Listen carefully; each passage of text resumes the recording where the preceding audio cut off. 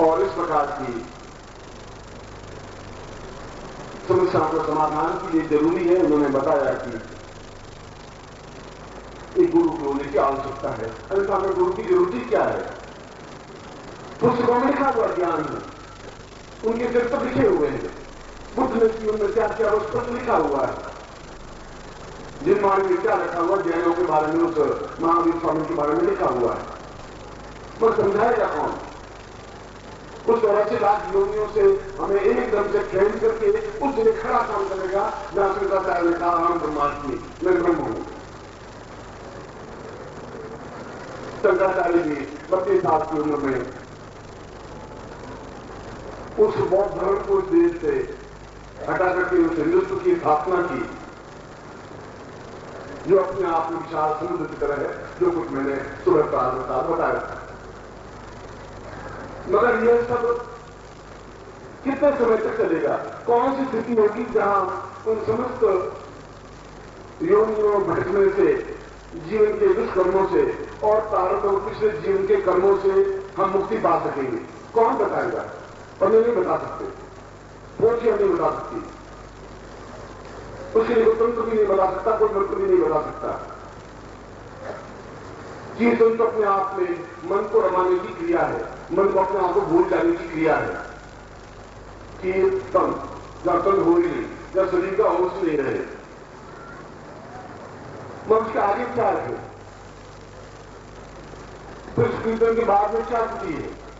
जब हमने होश बुला दिया, अपने शरीर को भूल गए, हम अब दूर बन गए, योगी बन गए, सन्यासी बन गए, कपड़े भी नहीं पहने, भोजन की चिंता नहीं की। मगर ये जीवन का अंतिम लक्ष्य तो नहीं है। जीवन का अंतिम लक्ष्य जहां हम आज खड़े हैं, उस भौतिकता में और आध्यात्मिकता में समन्वय हो, एक जुड़ाव हो। हम भौतिकता को छोड़ नहीं सकते, मैं छोड़ने की सलाह भी नहीं देता हूं। मैं आपको पूरा सन्यासी नहीं बनाना चाहता हूं, मैं आपको ऐसा नहीं बनाना चाहता हूं 24 घंटे आप कीर्तन करें। मैं आपको ये भी नहीं कहता हूं कि आप वनवास चले जाएं जैसे राम चले गए। पवन के जीवन का एक आदर्श था, एक लक्ष्य था। उन्होंने अपने समय में बिल्कुल ठीक काम किया, एक आदर्श कायम किया, एक प्रतिव्रत रहे। जहां राजाओं की उस परंपरा थी कि प्रत्येक राजा के पास जितनी ज्यादा रानियां हैं उतनी ज्यादा महान है। दशरथ के भी 300 रानियां थी, केवल 300 रानियां थी। ऐसे पिता के पुत्र में भी ये कहा कि नहीं, एक प्रतिव्रत ही जीवन की पूर्णता है, श्रेष्ठता है। एक आदर्श कायम किया हमारे जीवन में, जो कि हमारे जीवन में लक्ष्य बना, एक विश्वास कायम किया। और इसीलिए उन गुरुओं ने, उन महापुरुषों ने, उन योगियों ने एक बात फिर कही कि हर बार एक गुरु जन्म लेता है जो अंधेरे में रोशनी बता सकता है, जहां चारों तरफ भटा तो बंद था आपको। आज जो मेरे सामने समस्या आई, इस समस्या का समाधान कौन सी पोथी बताएगा, कौन सी रामायण बताएगा, कौन सा महाभारत बताएगा? समस्या तो आज मेरे जीवन की है। मैंने मंत्र जाप शुरू कर दिया, अब आगे क्या करूं, आगे क्या करूं, इसको कौन बताएगा?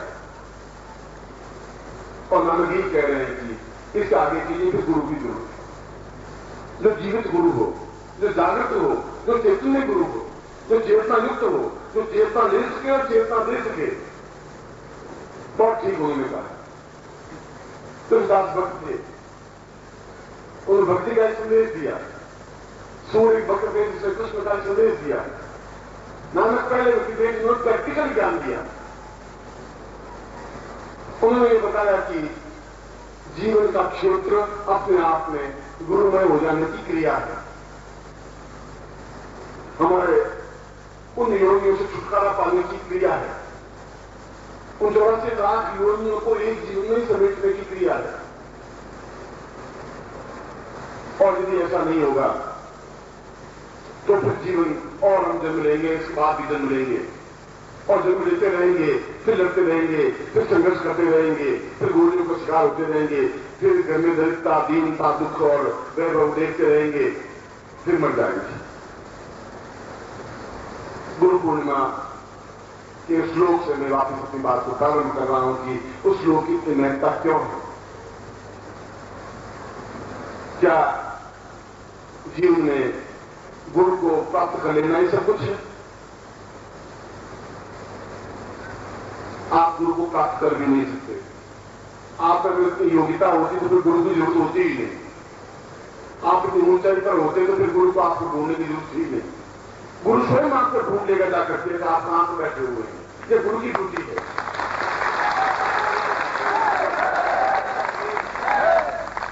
अगर ईश्वर ने मुझे यहां भेजा है लुधियाना में, तो उसके पीछे कोई संदेश होगा, कोई उसका हेतु होगा। चाहे वहां कोई शिष्य मेरे छिपे हुए हो जो अभी तक मुझसे जुड़ नहीं पाए हो, चाहे कोई नदी नाला पास में बह रहा हो जो गंगा से नहीं जुड़ा हो, बहता जा रहा। कोई स्थिति ऐसी तो है, गंगा तो सबको अपने आप में समेटती हुई चलती रहती है। और इसीलिए एक भ्रम आज के लोगों ने, गुरुओं ने, पंडितों ने, पोंगापंथियों ने, डोंगियों ने यह भ्रम फैला दिया कि अब दीक्षा ले ली है तो फिर दीक्षा हम नहीं ले सकते। यदि किसी को गुरु को धारण कर दिया है तो फिर हम गुरु धारण नहीं कर सकते। ऐसा तो किसी भी ग्रंथ में नहीं लिखा है, ऐसा तो किसी पुराण में नहीं लिखा है, ऐसा तो किसी उपनिषद में नहीं लिखा है, ऐसा तो किसी वेद में भी नहीं लिखा है। जहां वेदों की रचना हुई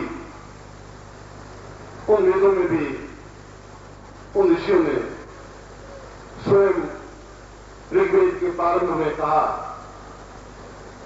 कि मनोरे जातः पूर्वो शताम सह सीयते पराम चह कृते त्वम सह। और यजुर्वेद ने कहा तस्मै मनः शिव संकल्पमस्तु। और पुराणों में भी ये कहा कि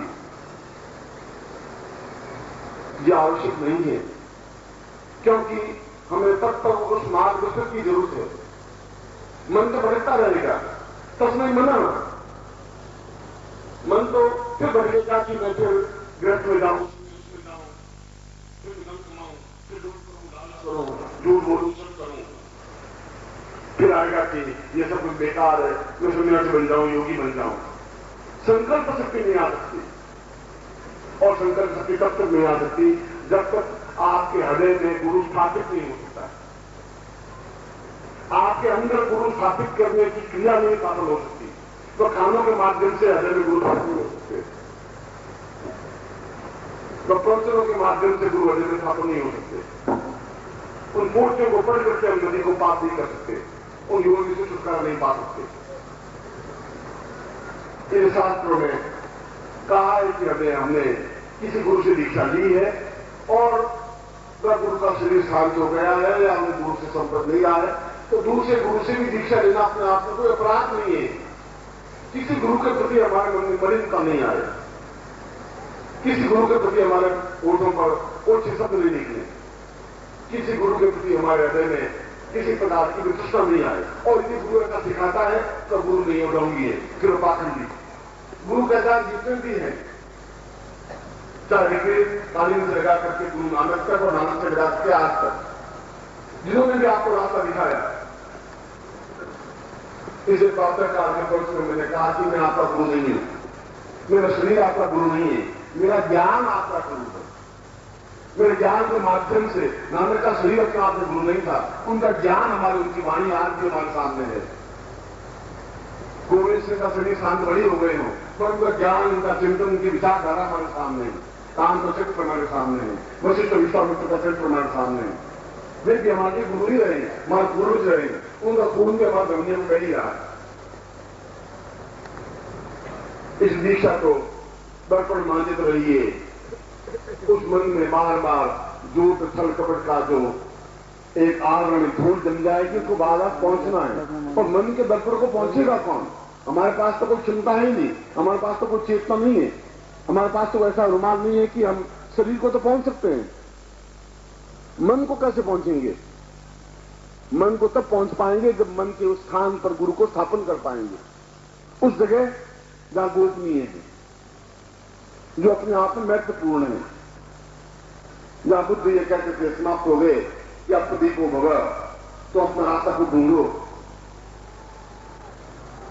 तो शंकराचार्य को कहना पड़ा कि अप्रदीपो भव तो सही है, तो बुद्ध और शंकराचार्य दोनों एक ही समय के थे, एक ही युग में पैदा हुए, एक ही समय में पैदा हुए, एक ही साथ साथ उनकी विचारधारा चली। उन्होंने कहा कि केवल इस शब्द से काम नहीं चलेगा, और उन्होंने अपना विचार दिया कि अहम ब्रह्मास्मि, मैं स्वयं ब्रह्म हूं, मेरे अंदर पूरा ब्रह्मांड निहित है, मेरे अंदर गुरु भी है। उस अंदर के ब्रह्मांड को जब अर्जुन व्याकुल हो गया, मोहग्रस्त हो गया, बार बार कृष्ण को समझा रहे थे कि तू पागल हो रहा है, युद्ध कर, खड़ा हो, कायरता से बैठ मत, विजय मिलेगी और तुम्हें जरूर विजय मिलेगी, क्योंकि मैं तुम्हारे साथ में हूं, मैं तुम्हारा सारथी हूं, तुम्हारे जीवन का सारथी हूं, तुम्हारे जीवन को चला रहा हूं, गतिशील कर रहा हूं, तुम्हें घबराने की जरूरत नहीं है। मैं तुम्हें युद्ध के मैदान के बीच में लाके खड़ा कर दिया है, जहां एक तरफ पाप है, एक तरफ पुण्य है, जहां एक तरफ पांडव है, एक तरफ कौरव है, और इनमें तुम्हारे गुरु भी होंगे, तुम्हारे दादा भी होंगे, पिता भी होंगे, परदादा भी होंगे, मगर इस मोह से तुम दूर हो, पहले इस कायरता से दूर हो, अपने आप में हिम्मत और हौसला कर, क्योंकि मैं तुम्हारा गुरु हूं, कृष्ण वंदे जगत गुरु, मैं सारथी नहीं हूं, मैं जीवित जागृत गुरु हूं, मैं तुम्हें पोथियों को नहीं पढ़ा रहा हूं, मैं तुम्हें राम के चरित्र को भी नहीं सुना रहा हूं, मैं तो तुम्हें यह समझा रहा हूं कि तुम अपनी कायरता को छोड़, पहले उन 84 लाख योगियों से अपने आप को दूर कर, और बाहर देखने की जरूरत नहीं है। ये महाभारत जो तुम देख रहे हो, युद्ध देख रहे हो, ये सब बाहर के खेल है, इस बाहर के खेल से दूर हो, अपन अंदर उतर, और तुम अंदर उतरोगे तो तुम देखोगे कि मैं स्वयं तुम्हारे अंदर बैठा हुआ हूं, पूरा महाभारत उसके अंदर निहित है, पूरा ब्रह्मांड उसमें निहित है। फिर भी अर्जुन का मुंह दूर नहीं हुआ, उसने कहा मैं गांडीव कैसे उठाऊंगा, कैसे भीष्म के ऊपर तीर कैसे चलाऊंगा, कैसे दादा पर परदादा पर कैसे चलाऊंगा। कृष्ण ने फिर अर्जुन को गीता में समझाया कि तू मूर्ख है, तू युद्धवान तो है, वीरवान भी है, हिम्मत हौसला भी है, मगर नासमझ भी है। अब तुम्हारे नासमझ को दूर कौन करेगा? तुम्हें नासमझ की, तुम्हारे अज्ञानता को दूर करने के लिए तुम्हारे गुरु की जरूरत है। अब मैं तुम्हारा सारथी नहीं हूं, अब मैं तुम्हारा गुरु हूं इस समय। अब मैं तुम्हें इस वाक्य को समझा रहा हूं। अभी तक मैं तुम्हारा सारथी था, मित्र था, संबंधी था, रिश्तेदार था, अब मैं तुम्हारे सब चीजों से हट करके हूं।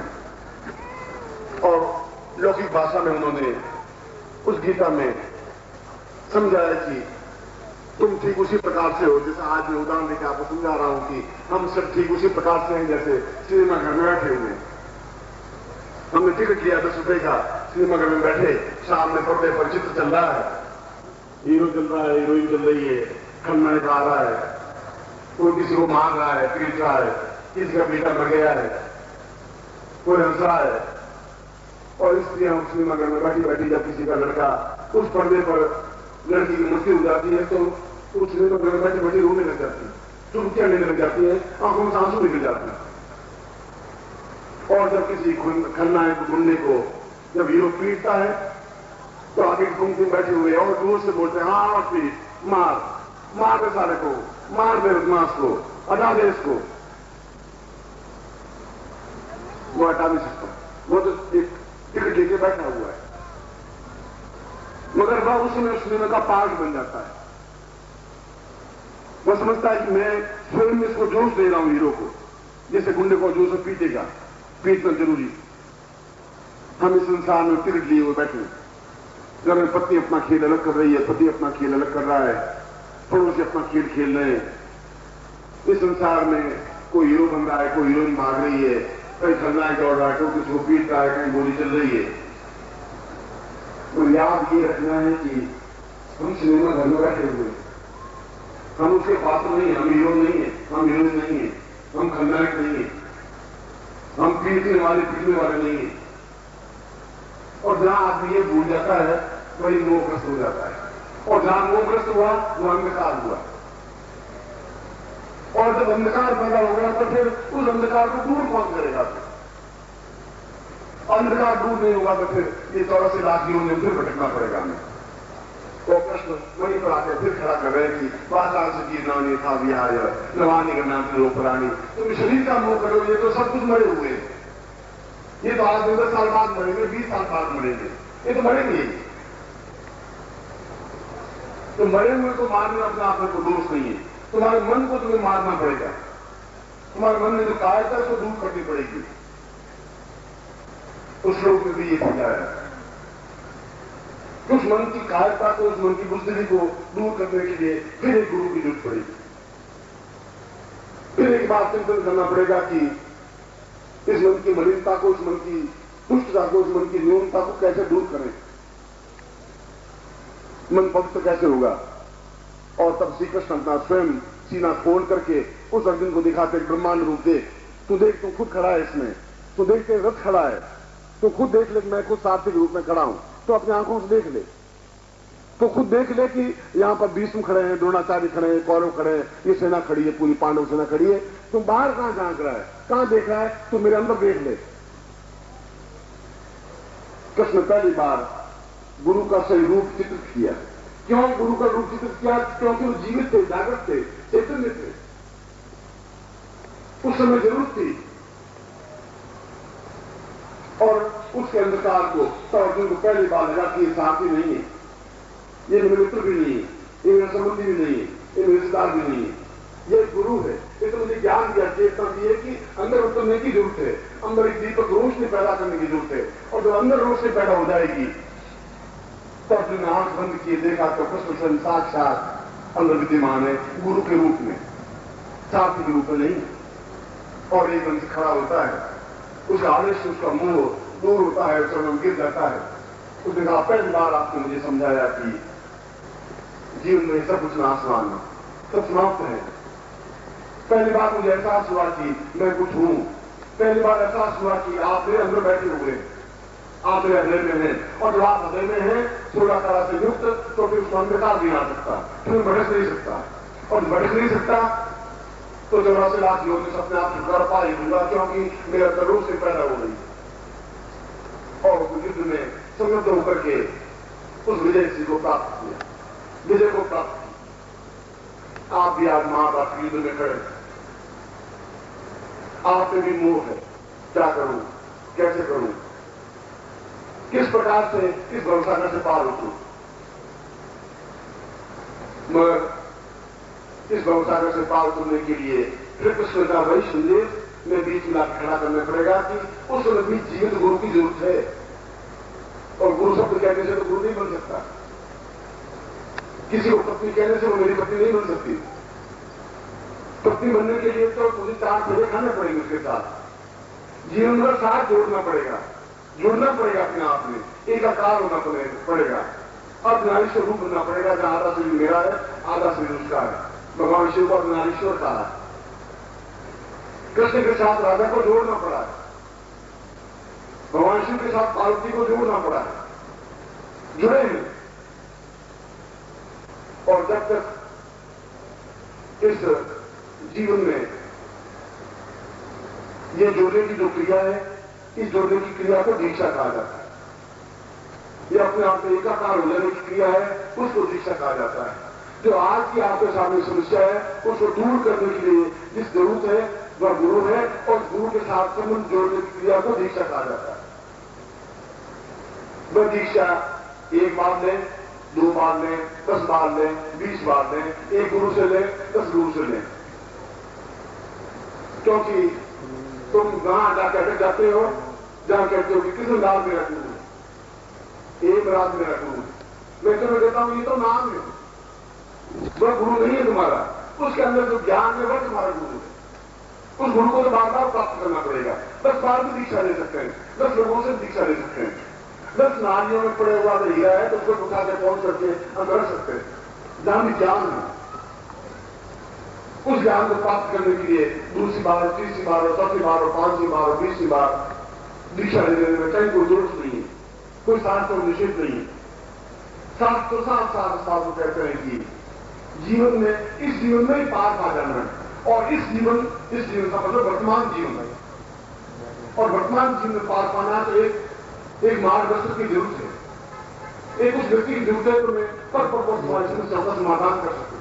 तुम चले आगे, दीवार आगे कहां से पार होंगे, कोई रास्ता नहीं। अब एक गुरु एक रात में समाप्त हो गए, अब तुम्हें कौन बताएगा कि दीवार को पार कैसे करना है, कौन बताएगा? इसलिए उस नानक की वाणी मुझे वापस याद आ रही है, क्योंकि जीवित जागृत गुरु के पास में होना जरूरी, जो तुम्हें बता सके, जिसमें ज्ञान हो, जिसमें चेतना हो, जिसको वेदों का अध्ययन किया हो, जिसने पुराणों का अध्ययन किया हो, तुम्हारे साथ उस भवसागर के बीच में खड़ा हो, तुम्हारे साथ खड़ा रहे। पार खड़ा तैरना नहीं सीखा है तुमने, उसको तैरना सीख नहीं सकते, भवसागर से पार नहीं पा सकते, और भवसागर से पार पाना जरूरी है। अगर नहीं हुए तो फिर हम जन्म लेंगे, दूसरी बात, तीसरी बात, चौथी बात, पांचवी बात। इसलिए पहली बार इस लुधियाना के शहर में, पंजाब में मैंने इस की स्वीकृति दी, ये बताया कि हम उस मुंह में नहीं घुसे कि अगर एक बार दीक्षा ली तो बस ले ली और मैं पिता बराबर करते रहे, चाहे मैं दूसरा गुरु का दूसरा मंत्र लूं, अगर दूसरा गुरु दूसरा मंत्र दे रहा है उस मंत्र को भी हम जाप करना पड़ेगा। ये मेरा कुर्ता फट जाएगा, बिल्कुल जी हो जाएगा, तो फिर कुर्ते से मुंह करने की जरूरत नहीं है, इस कुर्ते को दूसरी रख देंगे और उसके साथ पर फिर दूसरा मंत्र, दूसरा कपड़ा पहन सकते हैं, दूसरा कुर्ता पहन सकते हैं, फिर तीसरा कुर्ता पहन सकते, तुम्हारे जीवन में तो 50 कुर्ते बदले होंगे, तुम तो नहीं बदले। जहां पर भी न्यूनता आएगी, जहां रास्ता बताने वाला होगा, उस व्यक्ति से हम 1 बार 2 बार 4 बार दीक्षा लें, मगर हमारे साथ ऐसा व्यक्ति होना चाहिए जैसा कृष्ण हो, जो खुद युद्ध में अर्जुन के साथ में खड़ा रहा, तो द्वारिका में खड़ा होकर के अर्जुन को लड़, वैसा हो सकता था। तो मंत्र दे रहा हूं तो युद्ध का गाड़ी उठा तो तीर कर, कृष्ण का नहीं, ऐसा मैं गुरु नहीं बन सकता। मैं तुम्हारे साथ खड़ा रहूंगा, युद्ध में भी, शांति में भी, प्रेम में भी, तुम्हारे अंधकार को दूर करूंगा ही करूंगा, तीरों की बौछार होगी, मैं खुद झेलूंगा तुम्हारे साथ में, मैं तुम्हें विजय दिला करके रहूंगा। ये मेरे जीवन का प्रण है।